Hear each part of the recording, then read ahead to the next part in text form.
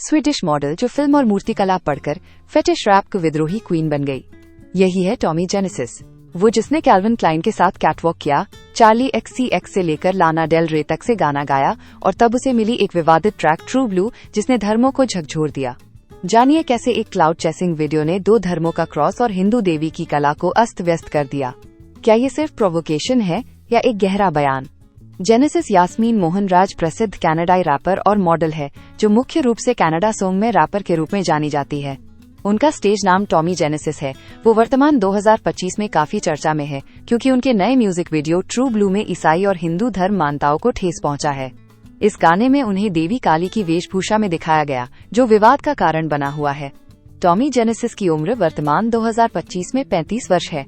व्यक्तिगत विवरण personal details, पूरा नाम जेनेसिस यास्मीन मोहनराज, अन्य नाम टॉमी जेनेसिस, जन्म 18 अगस्त 1990, जन्म स्थान वैंकूवर, ब्रिटिश कोलंबिया, कनाडा, उम्र 35 वर्ष, 2025 में, व्यवसाय रैपर और मॉडल, धर्म मलयाली क्रिश्चियन, राष्ट्रीयता तमिल और स्वीडिश, प्रसिद्धि का कारण मॉडल और रैपर, वैवाहिक स्थिति अविवाहित, नेटवर्थ लगभग 1 से 2 मिलियन डॉलर, जन्म एवं प्रारंभिक जीवन।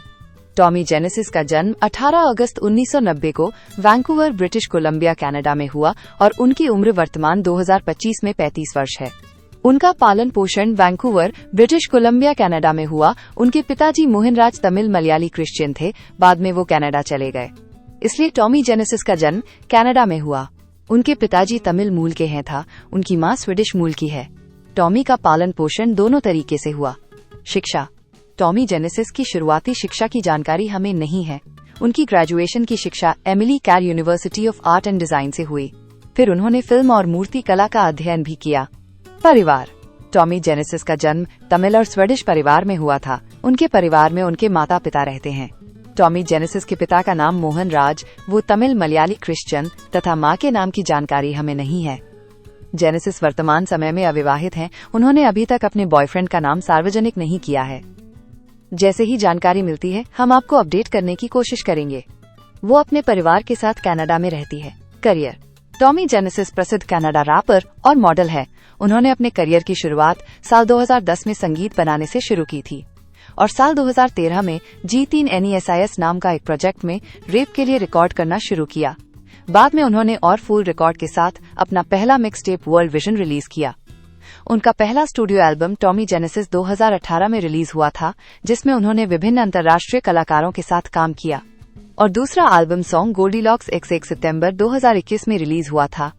साल 2018 में सिंगल 100 बेड रिलीज किया।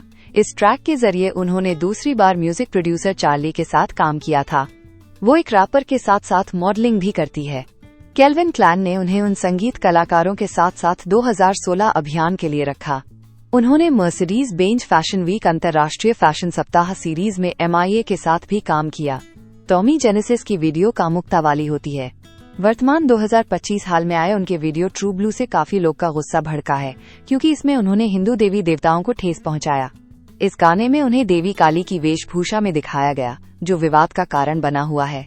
इस गाने में उन्होंने सोने की बिकनी और सिटी लेटो पहने हुए हैं और सोने के आभूषण से सजी हुई है।